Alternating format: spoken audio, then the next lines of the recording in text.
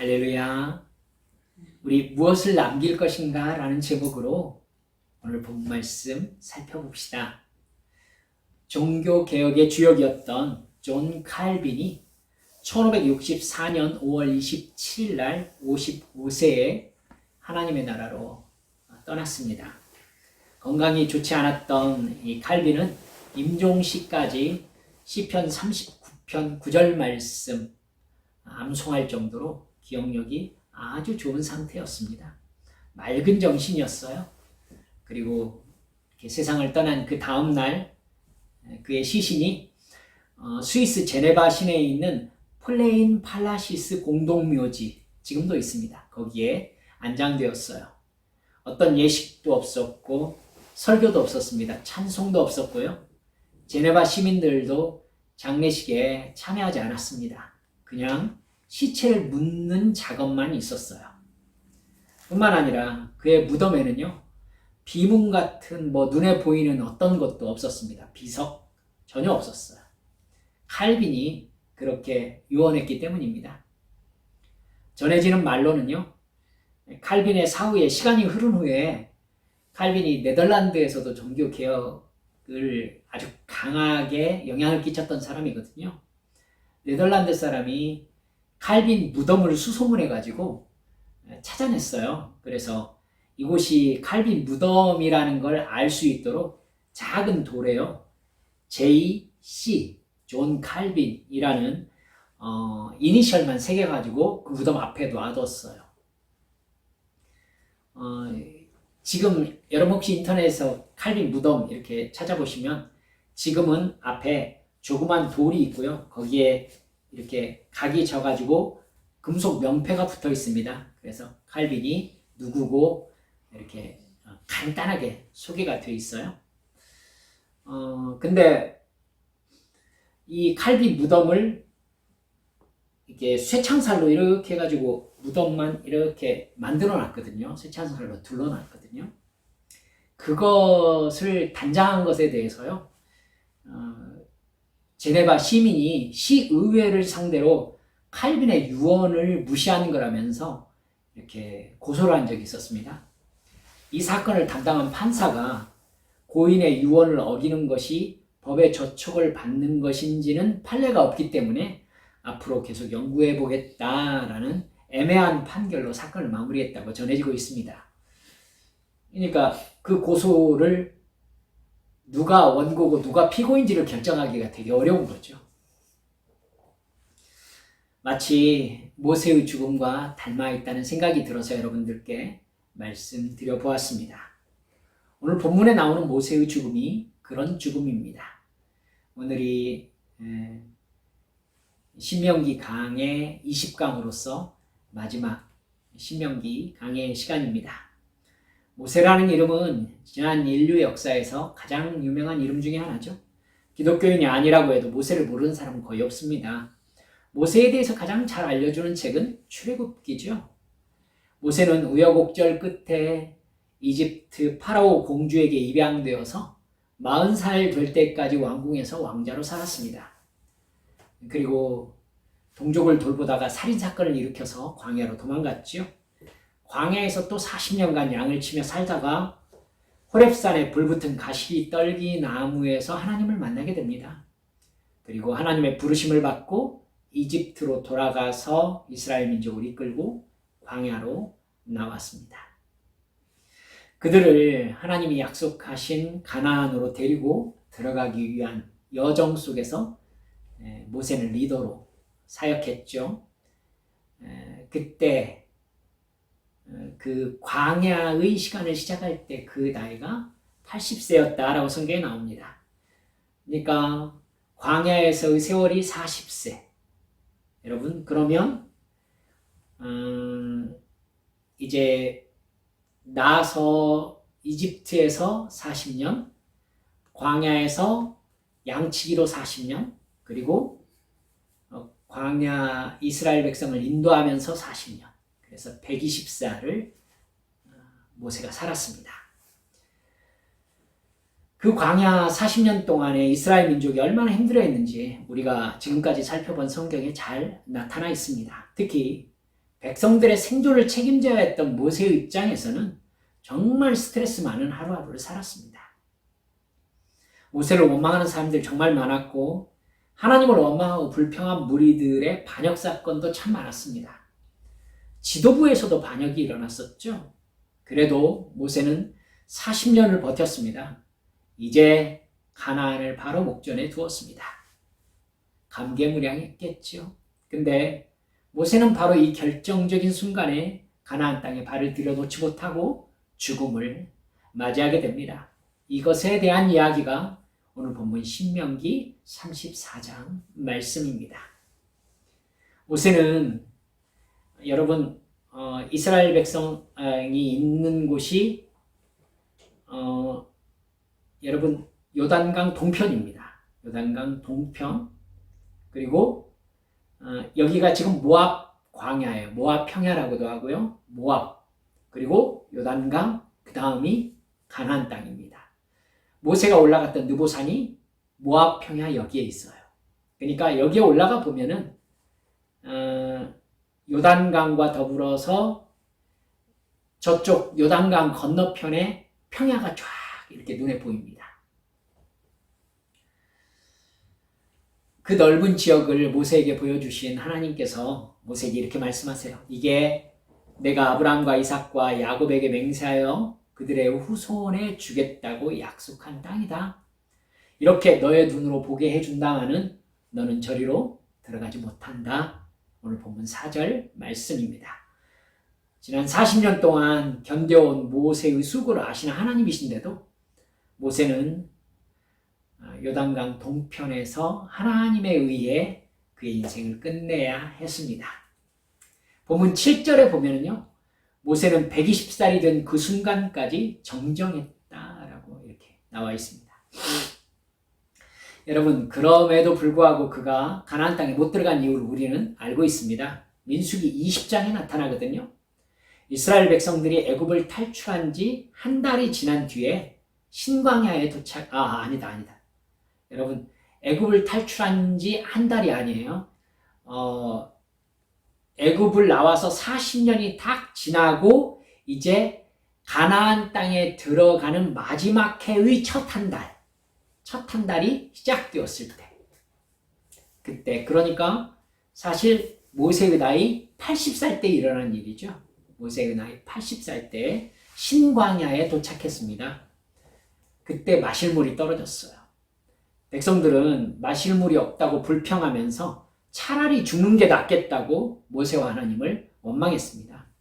하나님은 모세에게 회중이 보는 데서 반석에게 명하여 물을 내게 하라 이렇게 말씀하셨어요.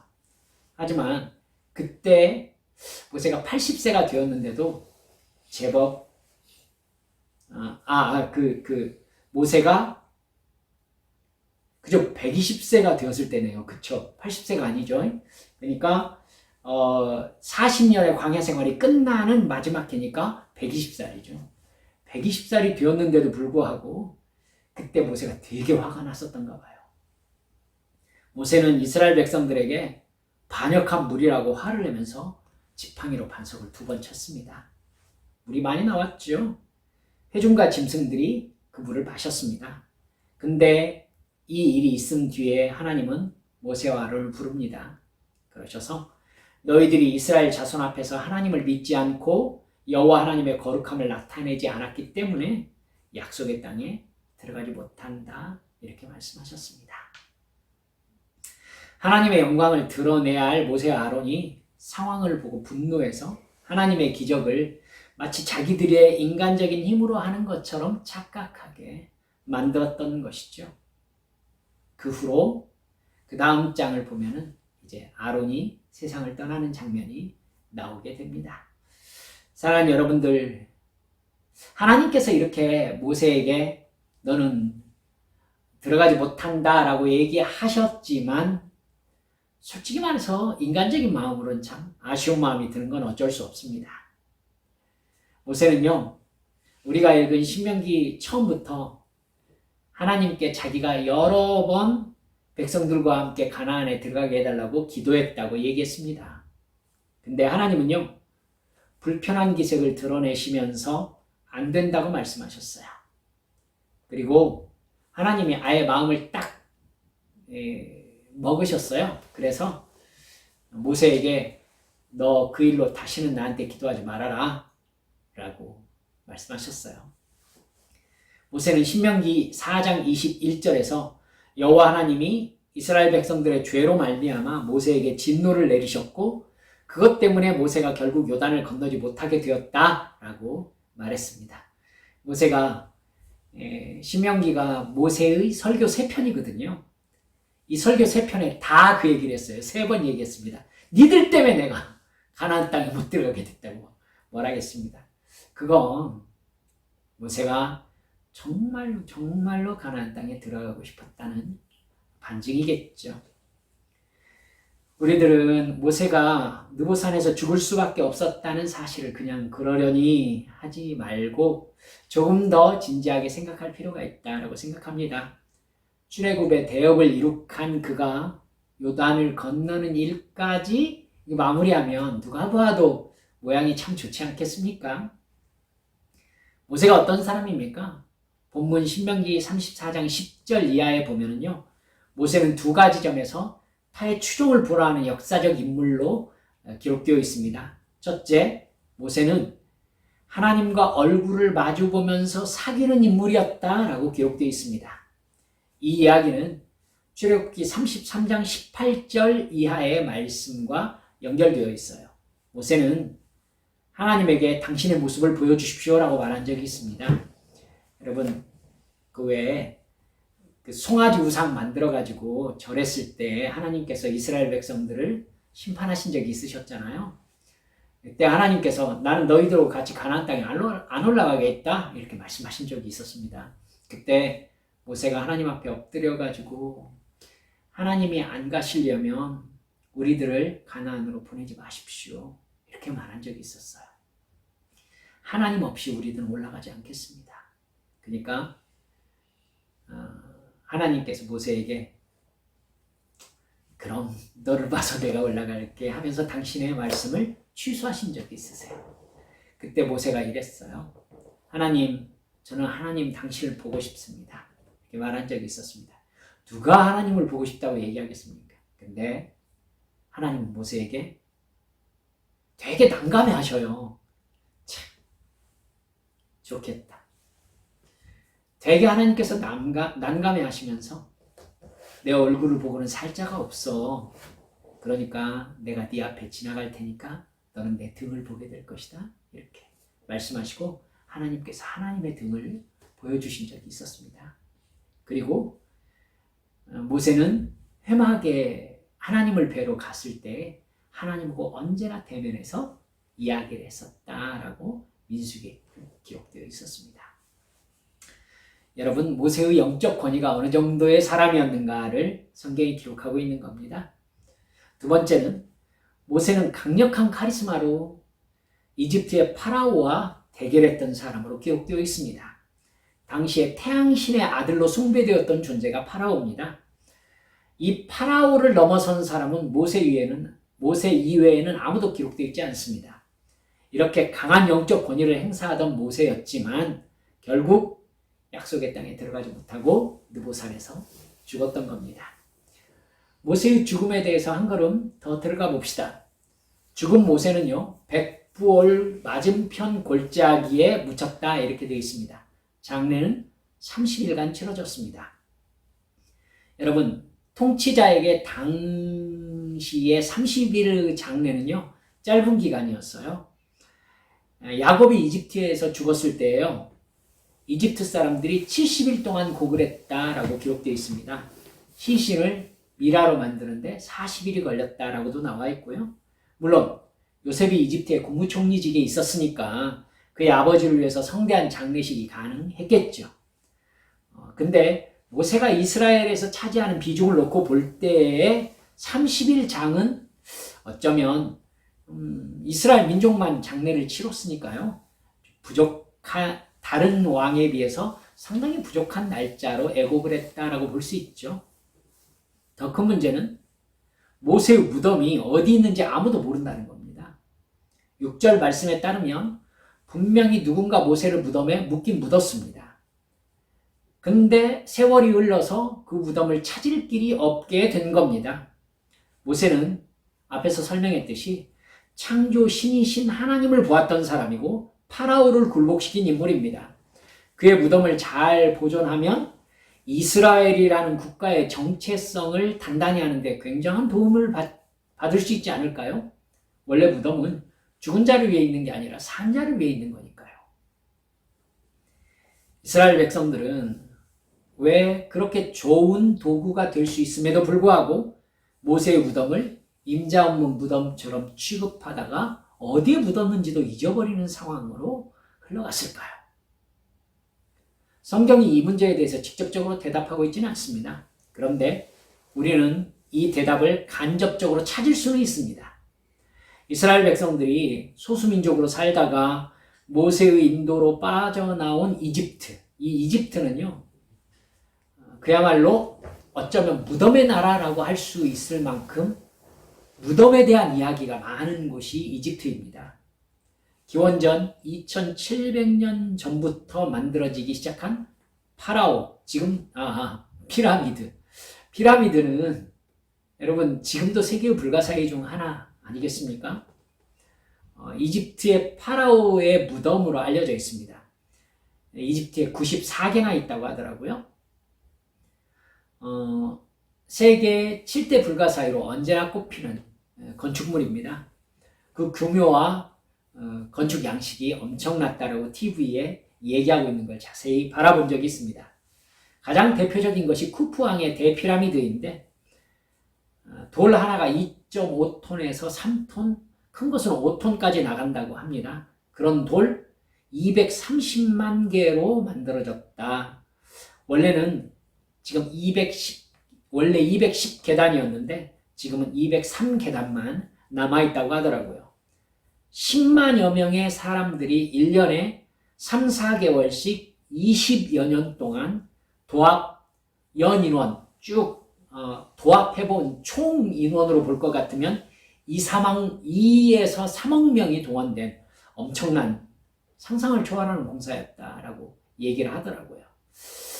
제가 과정을 쭉 얘기하는 거 보니까 돌을 캐서 채석해서 운반해가지고 쌓는 시간까지 다 할 것 같으면 저는 20년으로 안 될 것 같던데요. 이스라엘 사람들이 강제 노역에 시달렸다는 출애굽기의 말씀에 따르면 이건 개인적인 생각입니다만 혹시 이런 피라미드 건축에 참여했을 가능성이 있지 않을까라는 생각도 들더라고요. 그렇지 않을지라도 이스라엘 민족은 이 피라미드와 같은 무덤들이 우상 숭배 의식에서 따라오는 파라오를 신적인 존재로 섬기는 장치라는 걸 아마 알고 있었을 겁니다. 모세와 그 일행은 이스라엘 민족은 그 이집트에서 빠져나온 사람들이잖아요. 이런 배경으로 이스라엘 백성들은 모세의 무덤을 일부러 성지화하지 않았을 가능성이 훨씬 커 보입니다. 이스라엘 백성들이 아예 처음부터 모세의 무덤을 만들지 않은 건 아니었어요. 모세가 벳볼 맞은편 골짜기에 묻혔다는 본문의 말씀을 따르면 처음에는 누군가 그 무덤을 만들었을 거예요. 하지만 엄청난 규모로 만들지 않았으니까 잊혀졌겠죠. 점차 모세의 무덤은 어디가 무덤이지? 라고 생각할 만큼 작게 조성되었고 잊혀져 갔습니다. 무덤을 성역화하지 않겠다는 이스라엘 사람들의 생각이 분명히 있었다는 증거입니다. 하나님만이 절대적인 존재라는 사실을 알고 있었기 때문에 또 성경에는 세상 역사처럼 어떤 영웅에 의해서 하나님의 일이 이끌려 나가지 않는다는 것을 이스라엘 백성들이 알고 있었기 때문에 일어난 일이라고 볼 수 있습니다. 성경의 주인공은 하나님입니다. 모세도 아니고 사무엘도 아니고 다윗도 솔로몬도 아닙니다. 사도 바울도 아닙니다. 오직 하나님이시죠. 어떤 위대한 영웅도 성경에서는 숭배의 대상이 되지 않습니다. 그들은 성경에서 하나같이 누구로 표현되어 있느냐면은 연약한 똑같은 죄인으로 표현되어 있습니다. 다윗도 죄인으로 표현되어 있고요.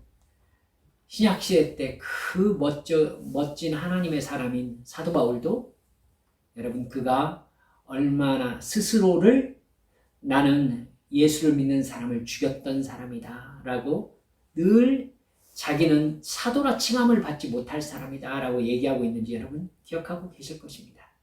성경의 위대한 인물들은 모두 다 위대함이 드러나 있는 게 아니라요. 그가 하나님의 감동하심이 없을 때 얼마나 연약한 인간으로서 죄를 짓고 마는 존재인가가 성경에는 표현되어 있습니다. 여러분, 그들의 능력은 하나님께 붙잡힌 결과 나타난 것들입니다. 그들의 육신은 모두 다른 사람들과 똑같이 죽어서 사라졌습니다. 성경은요, 모세가 누구냐를 이야기하고 있는 게 아니라 모세라는 사람을 통한 하나님의 구원 역사가 어떠했는가를 이야기하고 있어요. 모세는 바로 그 하나님의 부르심에 응답한 사람입니다. 얘야, 너를 위해서 살지 말고 내가 누구인지를 보여주는 삶을 네가 살아주지 않겠냐? 모세는 그렇게 살겠습니다. 이렇게 응답했던 사람인 겁니다. 그렇기 때문에 성경에서 이렇게 그 사람은 이런 사람이었다라고 소개를 하고 있는 겁니다. 모세의 삶의 주인도 하나님이셨던 것이죠. 따라서 모세의 삶을 통해서 모세라는 인간이 아니라 하나님의 통치가 드러나야 했음을 잊지 말아주시기 바랍니다. 따라서 그의 무덤을 성지로 만든다는 것이 성경적 개념으로는 무의미한 일이 되었던 겁니다. 개인적으로 우리의 삶도 무덤을 만들지 않았으면 좋겠다라고 저는 생각하고 있습니다. 그래서 제 아이들에게도 화장해라, 그리고 뿌려라, 이렇게 얘기를 늘 하고 있습니다. 여러분, 사실 오카는 목사님도 그렇게 얘기했습니다. 근데 안성수양관에 거의 한 30평 되는 무덤이 조성되어 있죠. 그거에 대해서 한국 교회에서, 우리 교단에서 설왕설래 얘기가 참 많았었습니다. 거기 저도 가서 이렇게 살펴보면서 오카는 목사님 생각하면서 눈물을 흘렸던 적이 있었습니다만은 거기에 성도들이 가서 이렇게 삥 둘러서 가지고는 무덤 앞에서 예배하는 모습은 참 그닥 좋아 보이는 모습이 아니더라고요. 여러분, 모세처럼 우리도 무덤 없이 그냥 없어졌으면 좋겠다라는 생각하고 있습니다. 여러분, 부활한 예수님의 무덤 역시 비어 있었습니다. 예수님이 거기에 없으셨어요. 예수 믿는 사람들의 무덤 역시 아무런 의미가 없습니다. 그 사람은 거기에 있지 않으니까요. 우리가 바라보는 영원한 부활 생명에는 무덤이 필요 없습니다. 무덤은 거기 죽어 묻혀있는 사람과의 추억장치일 뿐인 겁니다.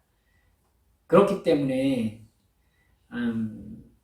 우상숭배의 도구로 전용될 가능성을 늘 가지고 있지요.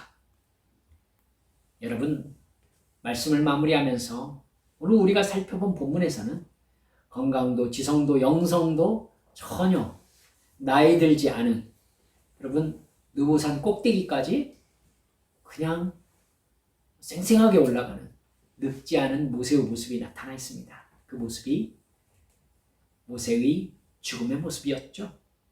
모세를 향한 하나님의 처분은 얼핏 좀 심하신 거 아닌가라는 생각이 들게 하기도 합니다. 하지만 34장에 나타난 모세의 모습은 이런 하나님의 처분에 그저 겸손히 순종하는 모습으로만 나타나고 있습니다. 부르신 분이 하나님이시고 자기를 사역하게 하신 분 역시 하나님이십니다. 그리고 그 이유를 이해할 수 있든지 이해할 수 없든지 간에 하나님께서 이만 끝내라고 하시는 겁니다. 그 말씀에 모세는 자기의 소망이 있었지만 하나님의 말씀에 조용히 순종하고 죽음의 길을 갑니다. 저도 그렇게 죽었으면 좋겠습니다. 이게 영원한 생명의 영원한 그 생명, 영생을 향해 가는 하나님 나라 국민의 순종 아닐까 이렇게 생각해 봅니다. 뒤에 남은 이스라엘 민족도요.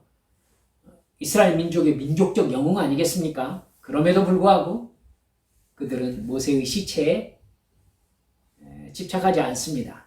그의 무덤이 어딘가도 잊어버릴 정도였어요.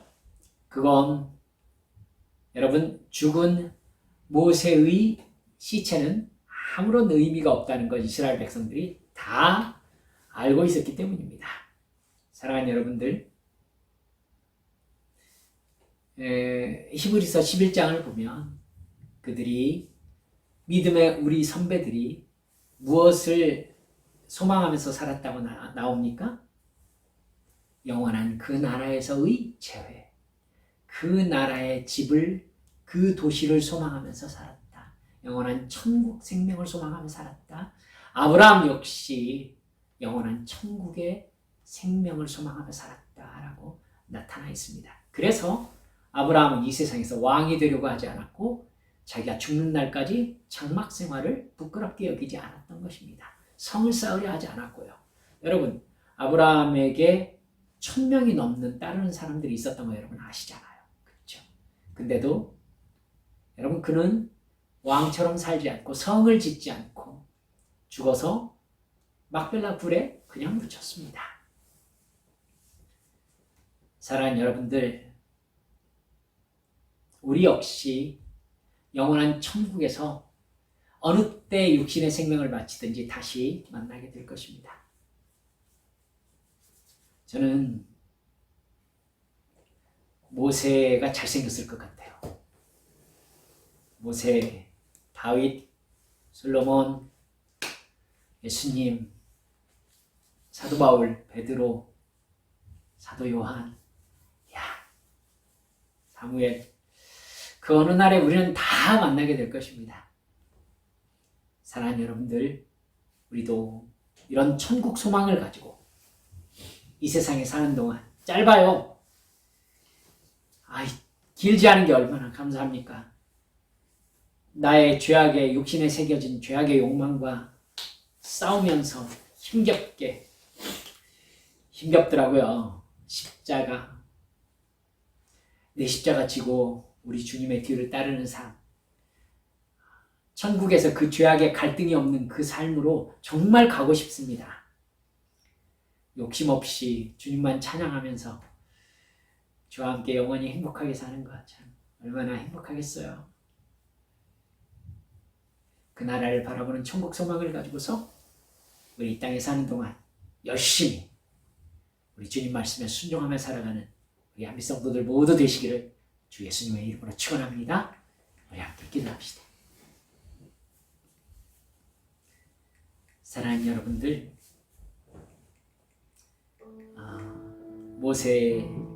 모세가 죽었습니다.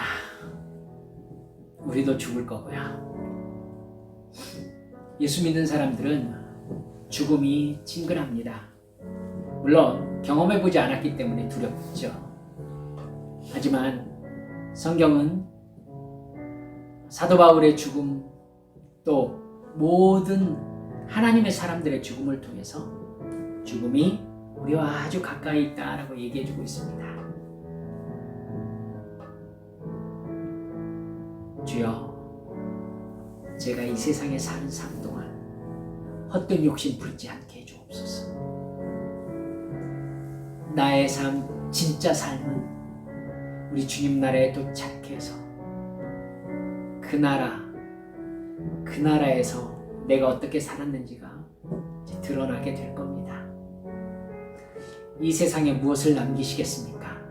사실 무엇을 남긴다는 개념이 이 세상이라면 사실 아무것도 남길 게 없습니다. 예수를 남긴다면, 나는 사라지고 예수만 남길 수 있다면 얼마나 행복한 일이겠습니까? 나를 위한 것은 이 세상에 남기는 게 아니라 천국에 남기는 겁니다. 할렐루야. 주여, 제가 그렇게 천국에 나를 남기는 이 세상에 값어치 있는 의미 있는 삶 살다 죽게 해주시라고 시간 주님 앞에 함께 통성으로 기도하시겠습니다. 아버지 하나님 감사합니다.